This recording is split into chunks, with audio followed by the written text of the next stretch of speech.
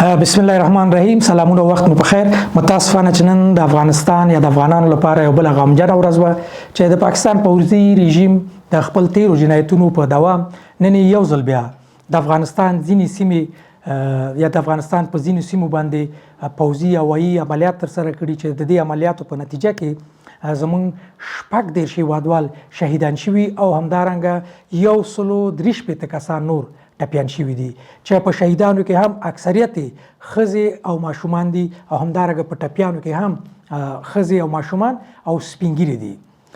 له برید نه وروسته د پاکستان د حکومت د اطلاعاتو وزیر راغی او په ډېره بې شرمۍ سره ویل چې موږ په افغانستان کې عملیات ترسره کړي او په دې عملیاتو کې موږ 25 د ټي ټي پي او همدارنګه د جمعیت الاحرار غړي په نښه کړي دي. البته زه غواړم چې د پاکستان د پوځي رژیم د اطلاعاتو وزیر ته ووایم چې بلې د ټي ټي پي هغه کسان چې تاسو په نښه کړي هغه به دغه قمندانان او وسلوال کسان وي. همدارنګه هغه تاسو وایي چې د ستاسو په وینا باندې چې د ترهګرو په مرکز مو برید کړی، کیدای شي دغه ملکي کور هماغه د پوځي ترهګرو مرکز یادوي تاسو، یا هم هغه کوم کسان چې ته یادوي چې تاسو په نښه کړي دي کیدای شي همدا کسان وي، یا هم کیدای شي دغه ستاسو په وینا د وسلوال مخالفینو یو قمندان وي. تر اوسه پورې پاکستان په افغانستان کې 12 ځله هوایي عملیات ترسره کړي دي چې په هر عملیات کې دوی مکتب، پوهنتون، روغتون او د ملکي خلکو کورونه په نښه کړي دي او ټول قربانیان یا شهیدان په دغو پیښو کې ملکي افغانانو، ناروغانو، د مدرسې زده کوونکي وو، د مکتب شاګردانو یا ښځې او ماشومانو. یعنی پاکستان په دغه 12 بریدونو کې تر اوسه پورې یو ثبوت نه دی وړاندې کړی چې په افغانستان کې د دوی په هوایي عملیاتو کې یو پوځي کس وژل شوی وي. په هر برید کې دوی ملکي خلک په نښه کړي دي. همدارنګه د تیر شپې په بریدونو کې هم چې په پکتیا او همدارنګه کونړ ولایتونو کې ترسره شو چې تر ټولو ډیر تلفات چې لري هغه د پکتیا ولایت د څمکني ولسوالۍ په مندوخیل سیمه کې ده. د عیني شاهدانو په وینا چې لومړی برید یو ځایي ملکي وګړي په کور باندې ترسره شو، وروسته د کلي خلک راټول شول چې له دغه برید څخه څوک ټپیان یا شهیدان هغه د خاورو لاندې نه وباسي. کله چې خلک دلته ټولیږي د پاکستان پوځي رژیم دلته بل برید ترسره کوي چې همدغه دلیل دی چې هلته ډیر زیات ملکي تلفات ترسره شوي دي. یعنې تاسو باور وکړئ هغه ویډیوګانې او تصویرونه اصلا سړی نشي لیدلی. واړه ماشومانې سوځول شوي دي. یعنی دا ځل د عیني شهیدانو په وینا چې داسې بمونه یې کارولي دي چې اکثریت شهیدان او ټپیان سوځېدلي دي. البته مخکې ما اشاره وکړه دا د پاکستان لومړی ځل دی او نه به آخري ځل وي. پاکستان د دغو بریدونو لپاره هیڅ ډول منطقي توجیه نه لري، یعنی ټول توجیه غیر منطقي دی. ځکه پاکستان وایي چې موږ دلته وسلوال مخالفین یا د دوی په وینا هغه ترهګرې ډلې په نښه کړي دي، خو تر اوسه پورې د یو کس ثبوت دوی وړاندې نه کړ چې په دې بریدونو کې وژل شوي، یوازې ادعا یې کړې ده. اما افغانستان یا موږ هر ځل دلته په ثبوت رسولی دی چې د دوی په ټولو بریدونو کې ملکي خلک، ښځې او ماشومان شهیدان شوي دي.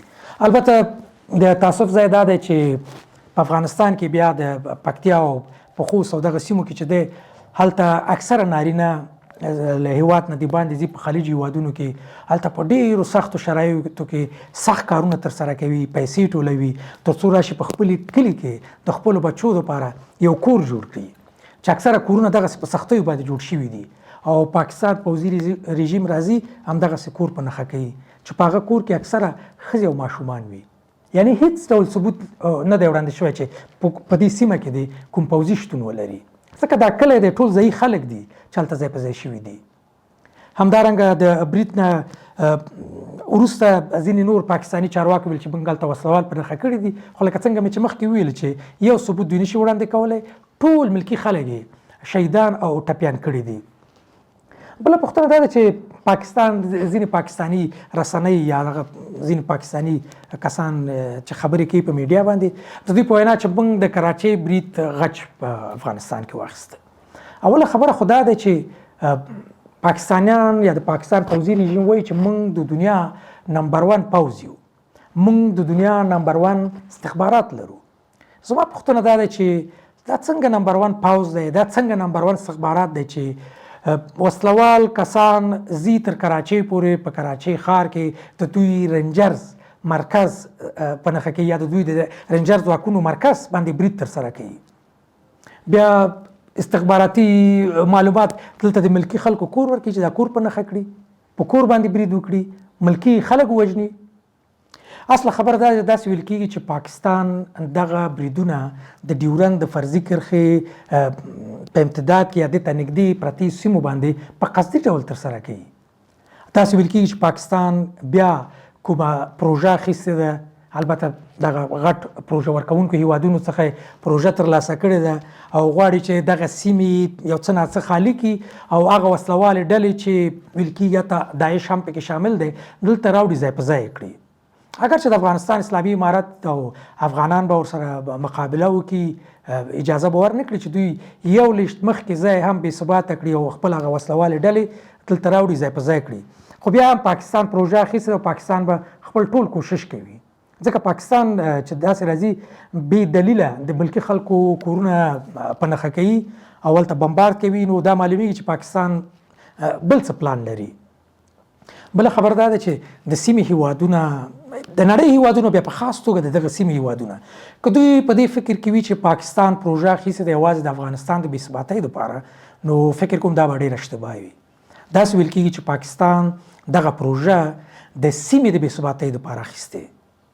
البته قرباني به بیا موږ افغانان یو، موږ به په لومړۍ کرښه کې یو، خو دا پروژه یوازې د افغانانو دپاره نه دی، دا د سیمې د بې ثباتۍ دپاره دی. دا په سیمه کې د ځینو هیوادونو د اقتصادي پروژو مخه نیول دي یا د مخه ډپ کول دي چې په هغه کې روسیه راځي، په هغه کې ایران راځي، چین راځي او همدارنګه هندوستان راځي. یعنی دا پروژه پاکستان اخیستې ده او پاکستان په تاریخ کې ثابته شوی دی چې یو کرایي پوځ دی، همیشه یې دغسې پروژې اخیستې دي او ډېره توجه د دې پروژو د پلي کولو تل په افغانستان کې وو. نو دا ځل کیدای شي بله پروژه یې ترلاسه کړې او هدف به همدا وي.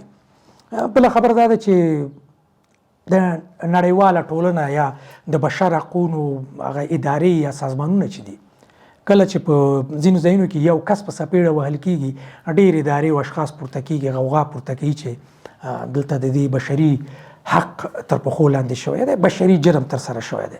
اول خو باید دا ووایم چې د نړیوالو قوانینو له مخې د ملکي خلکو قصدي یا عمدي په نښه کول جنگي جرم یا جنگي جنایت دی چې دا د نړیوالو قوانینو په اساس ثابت شوی دی. نو پاکستان دا 12م ځل دی چې په ښکاره توګه په افغانستان کې ملکي وګړي په نښه کوي او د جنگي جرم یا جنگي جنایت مرتکب شوی دی. دا باید وڅېړل شي او جدي تر تعقیب لاندې ونیول شي. نو دغه ادارې هغه څه چې لازمه ده د پاکستان د پوځي رژیم په وړاندې غږ نه دی پورته کړی او د افغانانو یا دغه بېګناه افغانانو غږ یې نه دی اوچت کړی.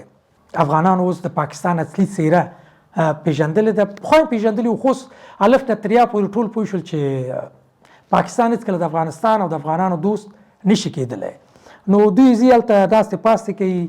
نو زه دا وایم چې دوی به خپل وجدان ته څنګه ځواب ورکوي چې دوی په هغه پاکستان کې ځي چای څکي او هلته داسته پاسته لري، خو هماغه پاکستان پوځي رژیم بیا راځي دلته زموږ ملکي خلک په نښه کوي، شهیدانوي یې. کېدای شي دوستان زما ویډیو وګوري، خو څه خو ډېر وخت وروسته بېرته یعنې د لوی استراحت نه او لوی رخصتۍ نه وروسته بیا مطبوعات ته راغلم او همدارنګه خدای شاهد دی چې د پاکستان د بریدونو په وړاندې چې زموږ ملکي خلک شهیدانوي، سړی چوپ نشي پاتې کېدی.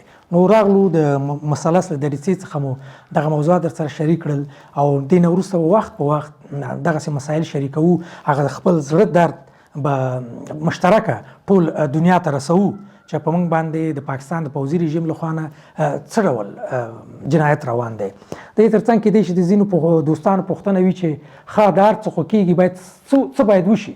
اول خو دا دی چې د افغانستان اسلامي امارت یا حکومت چې دی دوی به خامخا کو پلان لري، ځکه د دې بریدونو دوام خو فکر کوم نور هېچا ته د منلو وړ نه دی. هغه صبر او حوصله که د حکومت و که د ملکي افغانانو هغه نور پوره شوی دی، نور ځای نشته پکې. دوی به خامخا همداسې ویل شوي هم دي چې غچ به یې اخلي او خامخا به غچ اخلي او کېدای شي دا ځلې ډېر دردونکی غټ ترې نه واخلي. نو څه باید وشي؟ فقط دا باید وشي چې موږ باید ټول خپل اتفاق او اتحاد وساتو. د پردي دښمن په مقابل کې باید سره یو موټی شو.